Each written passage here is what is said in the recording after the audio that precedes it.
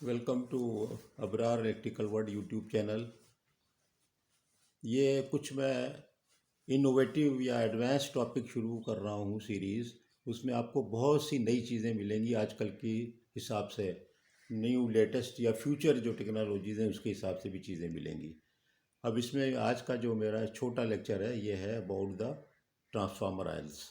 देखिए, transformer oil की आपको पता है और आप इस्तेमाल करते हैं, लेकिन आप जो इस्तेमाल करते हैं, हम जो इस्तेमाल करते हैं, हम सबको पता है कि मिनरल ऑयल होता है। मिनरल ऑयल का जो फ्लैश पॉइंट है 140 डिग्री सेंटीग्रेड, और पोरिंग पोरिंग जो उसका टेम्परेचर है वो तकरीबन -40 डिग्री पे रखते हैं।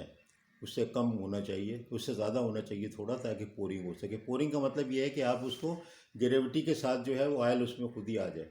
अगर आप इस तरह ऑयल को करें तो खुद ही गिर जाए। जो कोकोनट ऑयल है जम गया ना, वो जम गया तो इसका मतलब है पोरिंग पॉइंट नहीं है। उसको उससे थोड़ा सा ज़्यादा करें और वो पिघल जाए और खुद ही आने लगे तो वो पोरिंग पॉइंट है। तो उसको थोड़ा सा और ज़्यादा रखेंगे तो वो होगा पोरिंग पॉइंट। और फायर पॉइंट ये है जहाँ पर कि उसके अंदर फायर हो जाए, वो जलने लगे, आग आग लग जाए। आप देखते हैं कभी कभी कोई चीज़ फ्राई करते हैं, तेल में आग लग जाती है। तो ये मिनरल ऑयल हमारा 140 डिग्री सेंटीग्रेड उसकी लिमिट है, आईसी के तहत भी और दूसरे भी स्टैंडर्ड में तो यही है। अब मिनरल ऑयल के साथ साथ दूसरी चीज़ों का इस्तेमाल पिछले 8-9 सालों से शुरू हो चुका है। और वो ये बताना इसलिए ज़रूरी है कि अब का मतलब ये है कि 10 साल कम से कम। और वो है वेजिटेबल ऑयल। वेजिटेबल ऑयल का इस्तेमाल, वेजिटेबल ऑयल की प्रॉपर्टी ये है कि एक तो वो ज़्यादा इन्वायरमेंटल फ्रेंडली है, आप खाने में भी इस्तेमाल करते हैं। उसकी जो बहुत सी अच्छी प्रॉपर्टी ये है कि उसका जो फ्लैश पॉइंट या फायर पॉइंट है ना, वो बहुत ज़्यादा है। वो तकरीबन 300 से भी ज़्यादा है। तो वो जो है वो उसमें आग जो है बड़ी मुश्किल से लगती है, जल्दी से आग नहीं लगती, तो वो डिकम्पोज भी बहुत दायरे में होता है। तो उसका ये फ़ायदा है। अब इंसुलेटिंग प्रॉपर्टीज़ भी उसकी उसी तरह जो हमारी लिमिट है। आप देखें, मैंने ऑयल पे भी बनाया हुआ है, लेकिन आप डाइलेक्ट्रिक स्ट्रेंथ का छोटी सी बात समझ जाए, मैंने बता दी है कि अगर आपका डाइलेक्ट्रिक स्ट्रेंथ किसी भी लिक्विड का, इंसुलेटिंग मटेरियल का, लिक्विड वाले का, अगर वो 30 kV पर सेंटीमीटर RMS है तो बस बहुत है। अब टेस्ट तो मैंने आपको बताया 2.5 मिलीमीटर पे करते हैं, और वो भी 25-30 आपका केवी आ जाता है RMS। तो उसको 4 से ज़रब करेंगे तो अगर फ़र्क करो, तुम्हारा रिजल्ट जो है 20 केवी आया फॉर 2.5 मिलीमीटर। जो स्टैंडर्ड इक्विपमेंट जो आता है वो 2.5 मिलीमीटर गैप का आता है। तो आपका वो अगर 20 भी जवाब आया तो 80 केवी हो गया ना। तो कोई भी मिनरल ऑयल, कोई भी वेजिटेबल ऑयल, कोई भी ऑयल जो है वो उसमें इस्तेमाल के काबिल होगा। इस बात को समझ लें। एवर एयर भी, जब भी तो ड्राई टाइप होते हैं ना। एयर का कितना है? एयर का 21.1 केवी पर सेंटीमीटर है RMS वैल्यू। इतनी कम है। हम तो टेस्ट कर रहे हैं 2.5 मिलीमीटर पे 15-20 केवी आ रहा है, तो हम लोग डरते हैं कि यार ये ठीक नहीं है।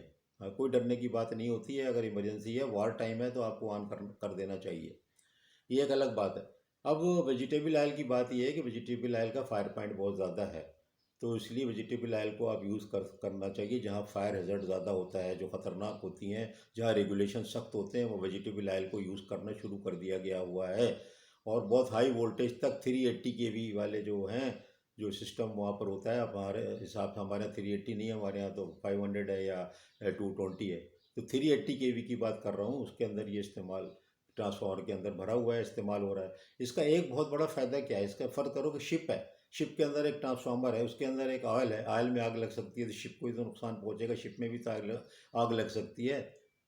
तो इसलिए वो भी बड़ा अच्छा उसका असर होता है कि वो वाटर का है ये।